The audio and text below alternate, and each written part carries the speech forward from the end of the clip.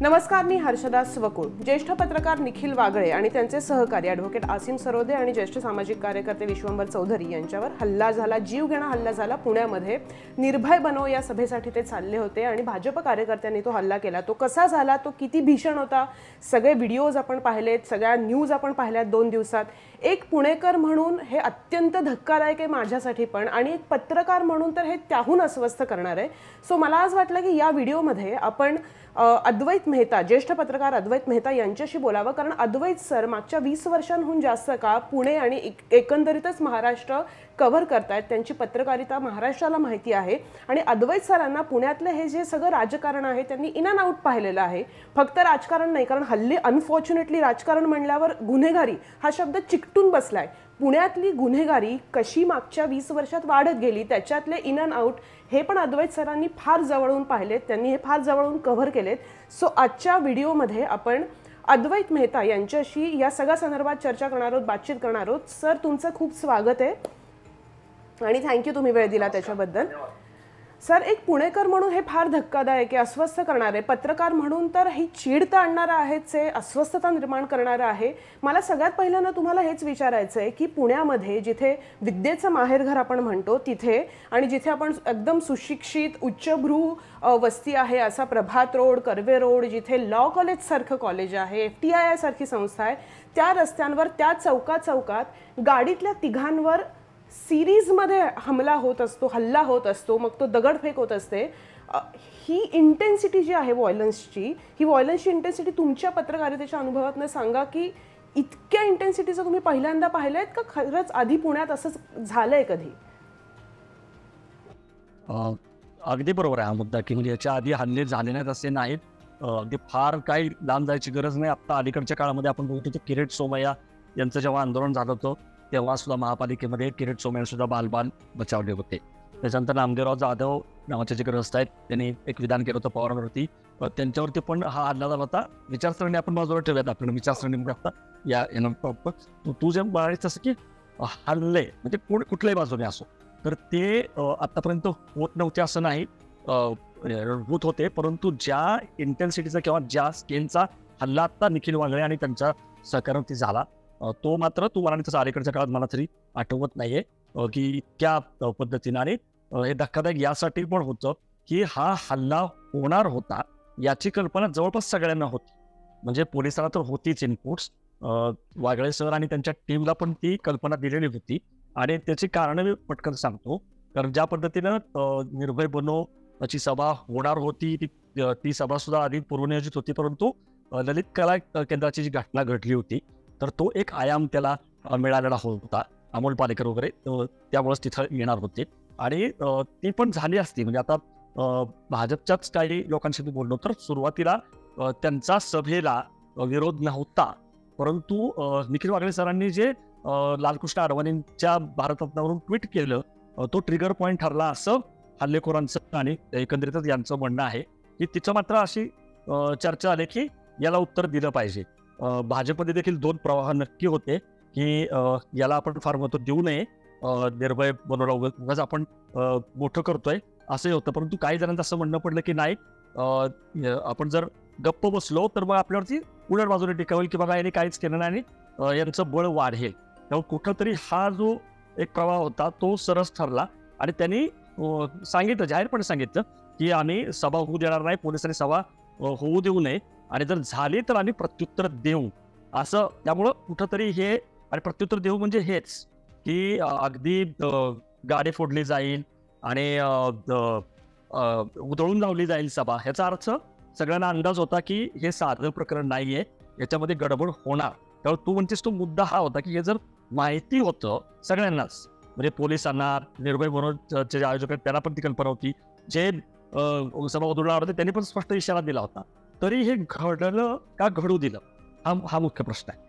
तर त्यामुळं इथं जी आता चर्चा सुरू आहे त्याच्यामध्ये नक्की तथ्य आहे की हे टाळता आलं असतं, पण हे ज्या पद्धतीनं ते बाहेर पडले आणि पहिला जो आहे तो इराणी कॅफे प्रभात रोड तिथंच पहिला हल्ला झाला, तिथंच खरं तर लक्षात आलं असतं.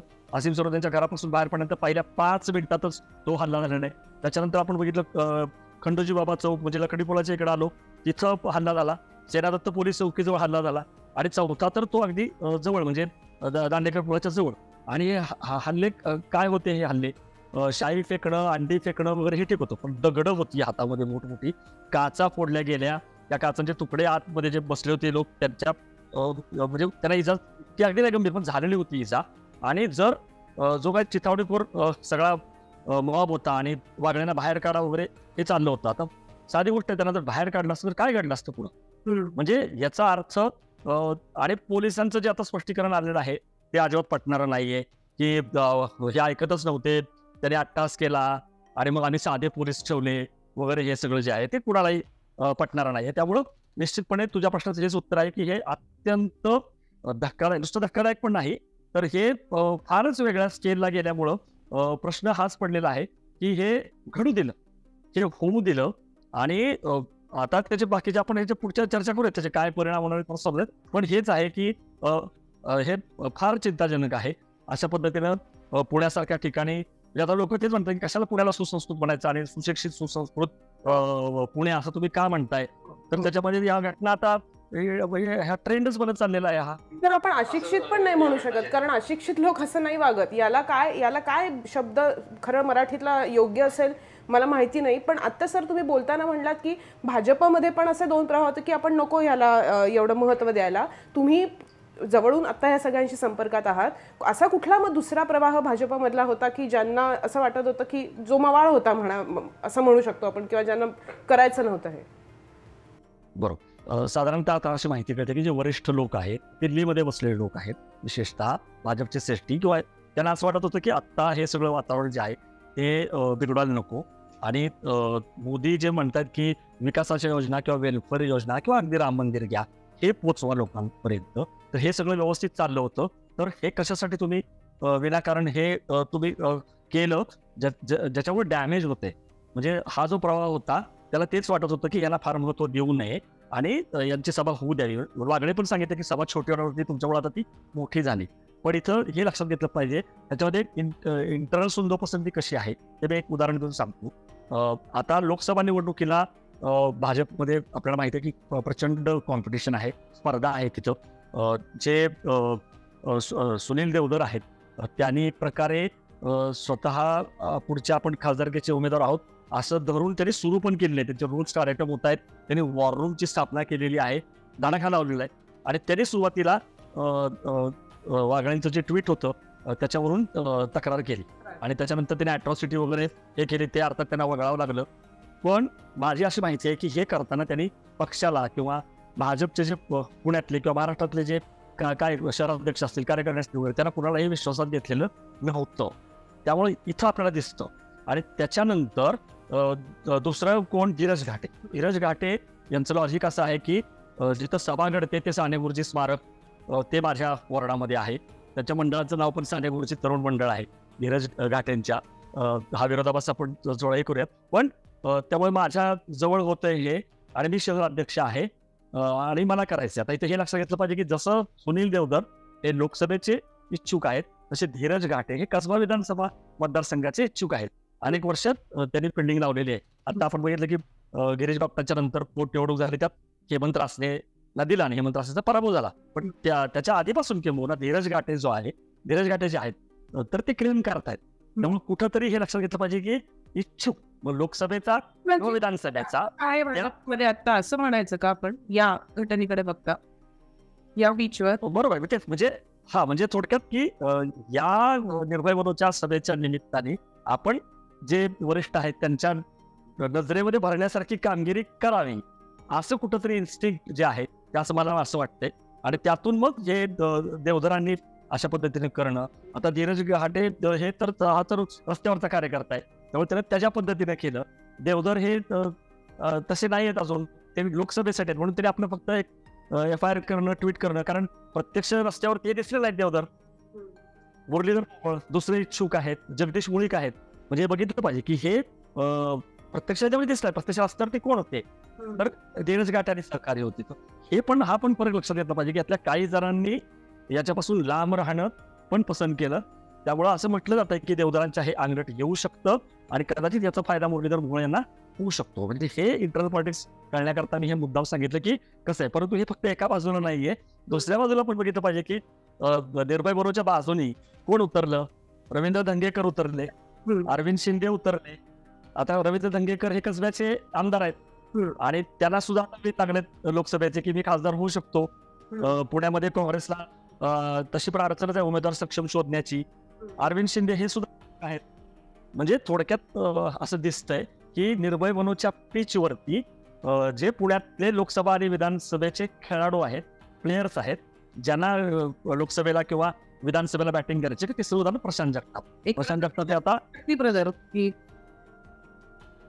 शरद पवार गटामध्ये फूट पडल्यानंतर शरद पवार गटाचे जे पदाधिकारी प्रशांत जगताप त्यांचा पण फार मोठा रोल आहे. कारण त्यांनी त्यांच्याच सगळ्या कार्यकर्त्यांनी संरक्षण केलं. भक्ती कुंभारजीचं कौतुक, राष्ट्रवादीची कार्यकर्ते आहे, म्हणजे गाडी दिली, ड्रायव्हर दिला, अशी जी माहिती मिळते आपल्याला ती सगळी प्रशांत जगताप दिली. प्रशांत जगताप हे हडपसरमधून इच्छुक आहेत. थोडक्यामध्ये निर्भय बनूच्या या पिचचा, सभेच्या पिचचा जो राजकीय आखाडा झाला, त्या आखाड्यामध्ये हे सगळे भाजपचे, राष्ट्रवादीचे, काँग्रेसचे खेळाडू आहेत, प्लेयर्स आहेत. त्यांनी त्याचा उपयोग करून घेतलेला आहे की आपल्या. सर, एक पॉलिटिकल बॅटल ग्राउंड सेट झालं या निर्भय बनोच्या निमित्तानं असं म्हणता येईल. पण आपण पाहिलं की अजित पवार गट आणि शिंदे गट आणि भाजप वर्सेस शरद पवार गट आणि उद्धव ठाकरे गट हे कार्यकर्ते एकमेकांच्या समोर इतके व्हायलेंटली समोर आले. पुढच्या काळात म्हणजे पुणेकरांनी आता पुढच्या काळात हेच बघायचं आहे का की काही निमित्तानं हे सगळे कार्यकर्ते ह्या गटागटांचे पुण्यातल्या कुठल्याही चौकात अचानक कधीही एकमेकांच्या समोर येतील, हे पुणेकरांनी बघायचंय म्हणजे ह्याच्या पुढे. बरोबर आहे. पुणे पॅटर्न प्रोसेस असतो. आपण बघितलं होतं की पुणे पॅटर्न आपण याच्या आधी पण बघितले. सुरेश कलमाडींचा जेव्हा काळ होता, त्यांची खासदारकी असेल, त्यांचं जे 10 वर्ष महापालिकेमधलं वर्चस्व होतं, तेव्हा कशा पद्धतीनं हे सगळे आमने सामनेच होते. सुरेश कलमाडी विरुद्ध अजित पवार हा आपण वाद बघितला. मग सुरेश कलमाडींना दूर ठेवण्याकरता सगळे मतभेद विसरून त्या काळामध्ये भाजप, शिवसेना आणि राष्ट्रवादी कसे एकत्र आले होते आणि त्यांनी कसं कलमाडीला बाजूला ठेवलं, तेव्हा पण हे कसे आमने सामने येत होते. किंवा आता जसं मयुराचा सगळा तो पूर्ण पॅटर्न होता. महाविकास आघाडी म्हणजे पुणे पॅटर्नचं एक मोठं व्यापक रूप होतं. तर तू म्हणतेस ते बरोबर आहे. आगामी काळामध्ये आता म्हटलं जाते, अनेक जण असं म्हणतात की रक्तरंजितच संघर्ष होऊ शकतो. हे जस्ट ग्राउंड आहे निर्भय बनू. कारण निर्भय बनूने सुद्धा सांगितलेलं आहे की आता आम्ही आणखीन मोठी सभा घेणार आहोत. या सभेमुळे आम्हाला बळ मिळालेलं आहे. कदाचित माहीत नाही, परवानगी दिली तर शनिवारवरती सुद्धा सभा ते घेऊ शकतात. आणि फक्त इथंच नाही तर 50 ठिकाणी सभा महाराष्ट्रामध्ये घेण्याचं त्यांनी हे केलेलं आहे. आणि अजून एक वैशिष्ट्य, आतापर्यंत निर्भय बनो यांनी जरी मोदी हटाव किंवा मोदीची राजवट ही फॅसिस्ट आहे असं सांगून तो अजेंडा सांगितला होता, तो एक सांगितला. पण आत्ता या पुण्याच्या सभेमध्ये वागळे सरांनी क्लिअर कट सांगितलं की हे महाविकास आघाडी किंवा इंडियाच्या बाजूने आहेत, हे लक्षात घ्या. हा फरक आहे याच्यामध्ये. आणि ह्याचा अर्थ असा आहे की कुठंतरी आता हा संघर्ष जो आहे खूप मोठ्या लेवलला, आपल्याला माहित नाही अजून देशाच्या, पण महाराष्ट्रामध्ये तरी असं दिसतंय की भाजप, शिंदे, पवार गट विरुद्ध महाविकास आघाडी. आणि त्यांना आता निर्भय बनोची जी टीम आहे, तर वागळेसारखी मुलूक मैदानी तोफ आहे, ती त्यांना कदाचित मिळणार आहे या सभेच्या ह्याच्यामध्ये. म्हणजे तुला आठवतंय का, हर्षदा, मी तुला मागवून जातो, 2019ला काय होतं, 2019ला हीच भूमिका राज ठाकरेंनी बजावली होती, लव रे व्हिडिओ. म्हणजे थोडक्यात 2019ला मोदींच्या या सगळ्याला कोण करत होतं विरोध? राज ठाकरे करत होते, लावरे सगळे व्हिडिओ लावून. आणि तेव्हा पण चर्चा होती की त्यांना यांचा पाठिंबा आहे, म्हणजे काँग्रेस किंवा राष्ट्रवादी काँग्रेस वगैरे असं बॅकिंग. तो आपल्याला माहिती तो होता किंवा काही नव्हता, परंतु एक बरं आहे ना, राज ठाकरे जर लावरे व्हिडिओ करून जर हे करतायत तर बरंच होतं. म्हणजे कुठंतरी आता मविवाला ती जागा जी आहे राज ठाकरेंची, ती आता निर्भय बनवून घेतलेली आहे, ती आता उघडपणे घेतलेली आहे. पण इथं मुद्दा परत तोच आहे की मविवा काय करणार आहे. कारण राज ठाकरे असो किंवा हे असो, हे प्रत्यक्ष वातावरण निर्मिती करू शकतात. लढायचे कुणाला?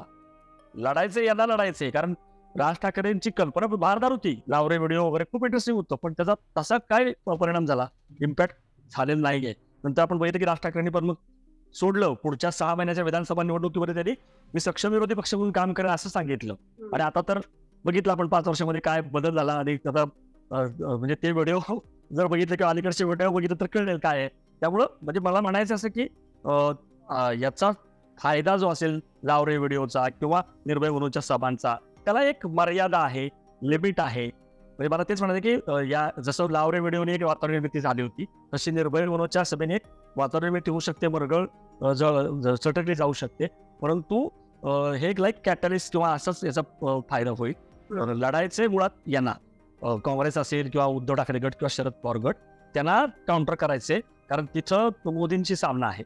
राम मंदिर येत आहेच, परंतु मोदी आता बघा, मोदी स्वतः येत आहेत पुण्यामध्ये 19 तारखेला. कितव्यांदा येत आहेत त्या अलीकडच्या काळामध्ये.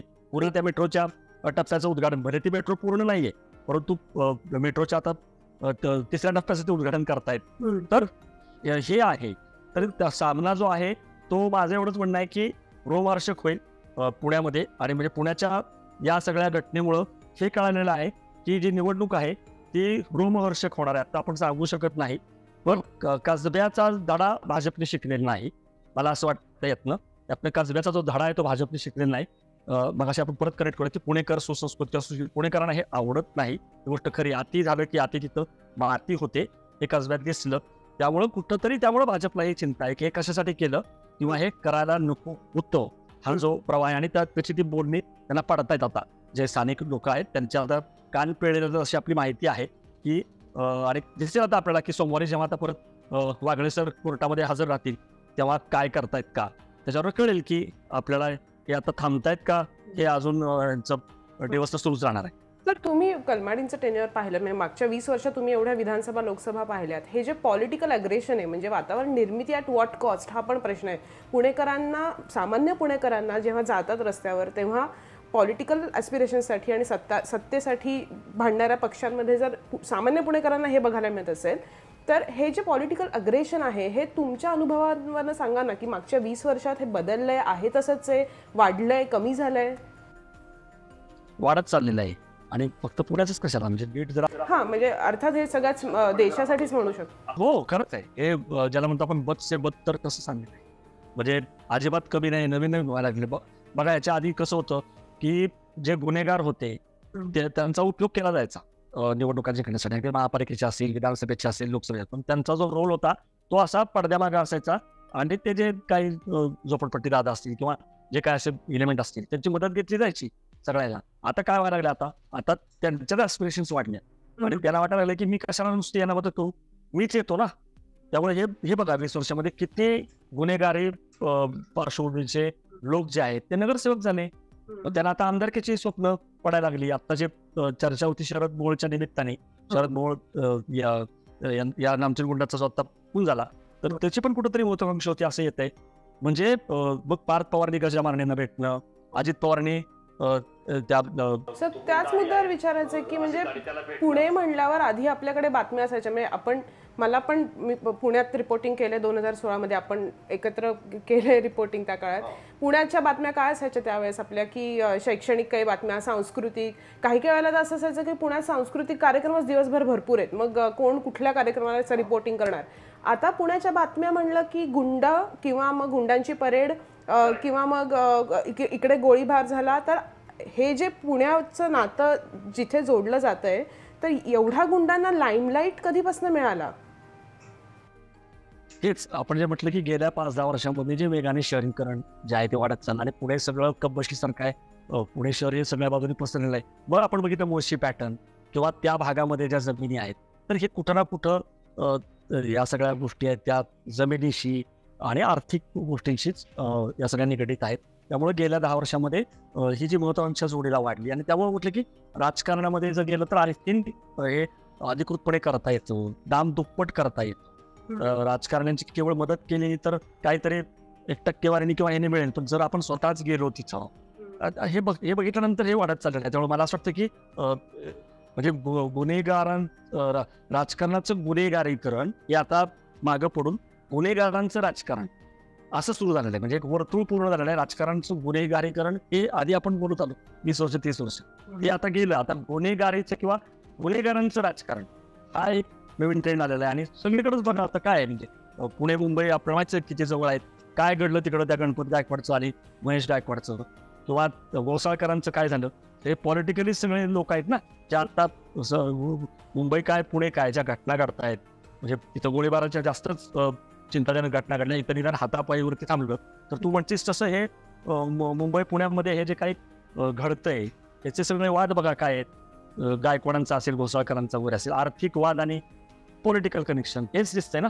त्यामुळं मला तरी असं दिसतंय की हे सगळं हा सगळा राजकारणाचाच भाग आहे. हे जे काय आहे राजकीय गुन्हेगारीकरण आहे तेच आहे. आणि या घटना आणखीन वाढत जातील असं बरेच जण म्हणतात. स्वतः वागळे पण म्हणाले की हा रक्तरंजित संघर्ष आहे, त्याला देखील त्याची कल्पना आली. त्यामुळे चिंताजनक हीच गोष्ट आहे. आणि मग अशी तू गोष्टी त्याकडे येतो की ही परीक्षा जी आहे ती खरं तर मतदारांचीच आहे.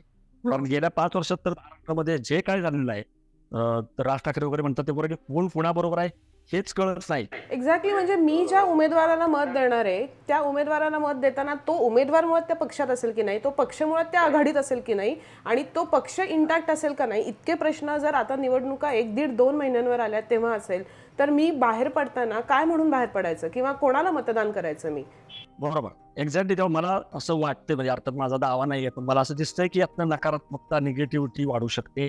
जे सुशिक्षित मतदार आहेत किंवा जे नव मतदार आहेत, तुम्ही त्यांचं रजिस्ट्रेशन केलं, फर्स्ट टाइम वोटरची संख्या वाढली, हे कौतुकच आहे. पक्ष असतील, प्रशासन असेल, त्यांनी केलंच पाहिजे. कारण इतके सगळे तरुण असून ते खूप एकतर ते रजिस्ट्रेशन पण करत आहे मतदार म्हणून, नोंदणी पण करत आहे, नोंदणी केली तर चिरकत पण नाही. आता बऱ्यापैकी नोंदणी वाढलेली आहे. पण यातनं एक निगेटिव्हिटी येऊ शकते की मग असं असेल तर मी कशाला मतदाराला जाऊ, किंवा मी मतदाराला जर गेलो तर मग मी नोटाला मतदान करेन, म्हणजे असं व्हायची शक्यता. तर हे पण मला असं वाटतं की जर का मतदारांनी त्याच्याकडं पाठ फिरवली तर त्याची कारणं हीच असतील. त्याला आपण कशात दोष देणार. आपण एकीकडे म्हणायचं की नाही मतदान केलं पाहिजे, हे सगळं ठीक आहे आयडिओलॉजी म्हणून की तुम्ही करा, म्हणजे तुम्ही कमीत कमी जसं शिक्षण म्हणाले होते की कमीत कमी वाईट याला द्या. आता इथं सगळेच जर गुंड सगळे वाईट असेल तर कमी जास्त काय करणार, कोण डावा कोण उजवा, कसं, म्हणजे असं म्हणायचं की ते म्हणायला सोपं आहे, बरोबर आहे लॉजिक म्हणून. तुम्ही कमी गुंड किंवा कमी वाईट माणसाला मत द्या. पण हे नवीन पिढी जी आहे किंवा अजून सुशिक्षित मतदार आहे तर त्याला कदाचित आपल्या नकारात्मकता येऊ शकते. कारण माहीत नाही, अजून अशी चर्चा आहे की जेव्हा राहुल गांधीची यात्रा पोहोचेल महाराष्ट्रामध्ये तेव्हा कदाचित तिसरा भूकंप होईल. भाजपमधनं सांगतात की काँग्रेसमध्ये भूकंप होण्याची शक्यता आहे. म्हणजे हे किती अभूतपूर्व असेल हर्षदा. 5 वर्षामध्ये पहिल्यांदा उद्धव ठाकरेंचा पक्ष फुटला, मग शरद पवारांचा पक्ष फुटला, आता जर का काँग्रेस फुटलं तर हे काय म्हणायचं, याला सगळे पक्ष फुटतील आणि अजून त्याच्यामध्ये पण 2 गट निर्माण होतील. पुण्यामध्ये काँग्रेसमध्ये असे 2 गट आहेत. पुण्यात काय चर्चा आहे काँग्रेसच्या बाबतीत? काँग्रेसमध्ये पुण्यात अनेक गट आहेत. 2 काय, आता 14 इच्छुक आहेत लोकसभेलाच पुण्यामध्ये. म्हणजे खरं तर पुण्यामध्ये सक्षम उमेदवार जो आहे तो मिळवणं हे अवघड. मी जसं म्हटलं की भाजपमध्ये एकीकडं कॉम्पिटिशन आहे, तिथं उघड नावं यायला लागली, किंवा मुळीक आहेत, मोहोळ आहेत, देवधर आहेत. काँग्रेसमध्ये पण 14 नावं आहेत, जशी 3 नावं आहेत तशी. त्यामुळं आहे. आता बघूयात. फक्त परत मुद्दा तोच आहे की याचा आत्ता नेमकं सांगता येणार नाही की याचा फायदा कोणाला होईल, तोटा पाहिजे. पण एक सुरस जे आहे ते निर्माण झालेले. पण निश्चितपणे दबाव आहे. काँग्रेसला याचा बेनिफिट होऊ शकतो की कसबा त्यांनी जिंकलेला आहे. कर्नाटक जरी विधानसभेची निवडणूक असली तरी त्याच आगेमागे ती निवडणूक झाली होती. आपल्या जवळचं राज्य आहे, तिथं पण त्यांना मिळालं होतं. आणि चर्चा पण अशी आहे की पुण्याची जी पोटनिवडणूक आहे ती झालीच नाही, ती रद्द केली. आणि आपण जर बघितलं तर कोर्टाने ताशेरे पण ओढले होते त्याच्यावरती की इतका कालावधी होता 1 वर्षापेक्षा. असं काही नव्हतं की हे जे कारणं सांगितली गेली पुणे पोटनिवडणूक रद्द, म्हणजे याचा अर्थ कुठेतरी भीती आहे ना पुण्याच्या पोटनिवडणुकीची. आणि महापालिका निवडणुका का होत नाहीयेत गेले 2 अधिक वर्ष? सगळं कोर्टामध्ये ठीक आहे, केस वगैरे सुरू आहे, पण चर्चा आहे जाणकारांमध्ये की महापालिका निवडणुका न होतात. मुंबई पुणे आहेच, किंवा पुण्याची पोटनिवडणूक होत नाहीये, चंद्रपूरची होत नाहीये. आणि सर्वे येत आहेत, सर्वे तर येतात आहे ना. कुठल्या सर्वेमध्ये अजून सुद्धा ताजे सर्वे आलेले आहेत, त्याच्यामध्ये पण काय दाखवत आहेत, तर त्याच्यामध्ये सुद्धा भाजपला लोकसभेमध्ये महाराष्ट्रामध्ये कमीच जागा दाखवत आहेत आणि यांना जास्त दाखवत आहेत. तर आता हे जे आहे, म्हणून तू जसं म्हणते की काँग्रेसमध्ये खरं तर उत्साह यायला पाहिजे या सगळ्या गोष्टी. काँग्रेसच काय, उद्धव ठाकरे असतील किंवा शरद पवार असतील, पण त्यांनी जे काम केलं पाहिजे मेहनत घेऊन ते करतायत का?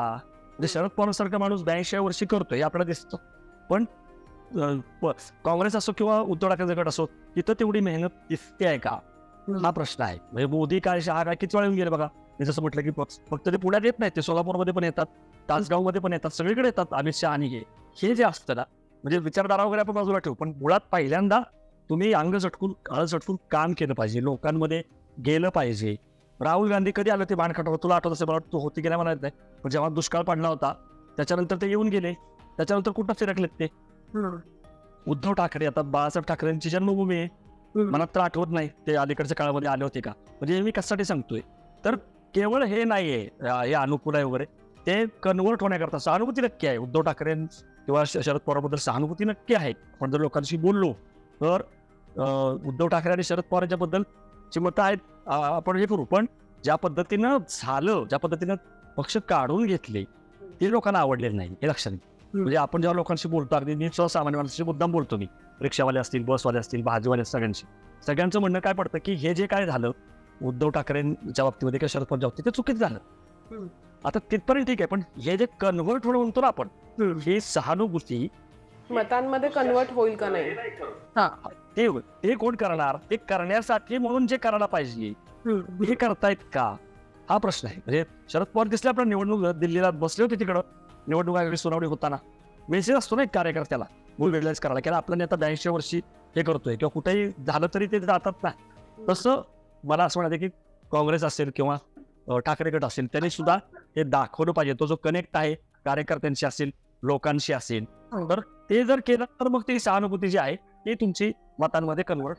18 वेळेला जेव्हा निर्भय बनवचं ग्राउंड क्रिएट होतं आणि तिथे ज्येष्ठ पत्रकार थेट, जसं तुम्ही म्हणालात की डिफरन्स हा आहे की यावेळेस त्यांनी थेट महाविकास आघाडीची बाजू घेऊन ज्येष्ठ पत्रकार उतरले आहेत.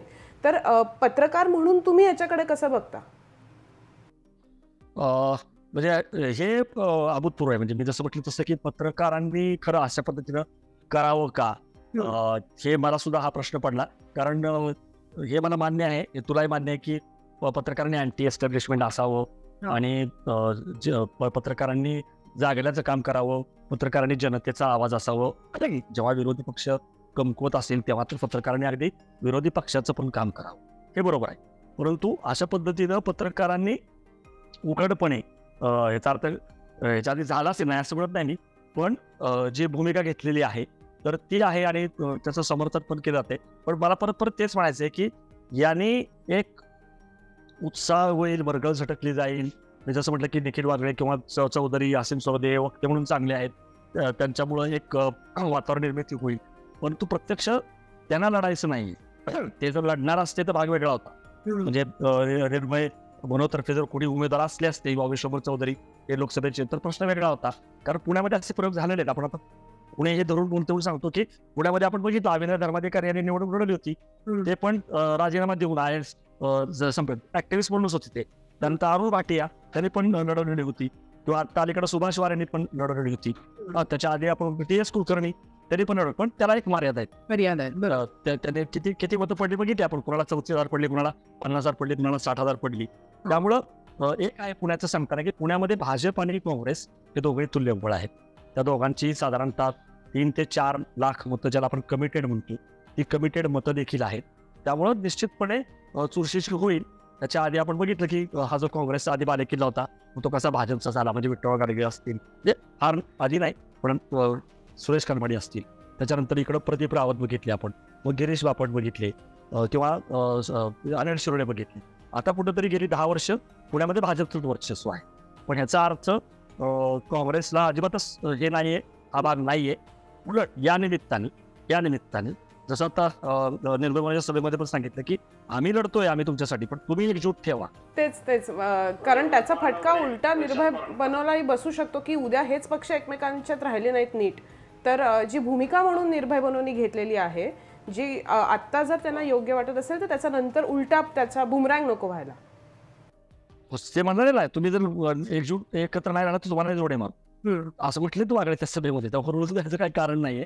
पण हाच प्रश्न आहे की पुण्यामध्ये जर खरोखर उद्धव ठाकरे गट असेल किंवा काँग्रेसच्या शरद पवारांचा जो गट असेल, काँग्रेस आहे आता आंबेडकर जवळपास अर्धे आलेत असं म्हणतो मी, अजून त्याचा एक पाय बाहेरच दिसतोय वंचितचा, हे पूर्ण आले तर आपल्याला कळेल.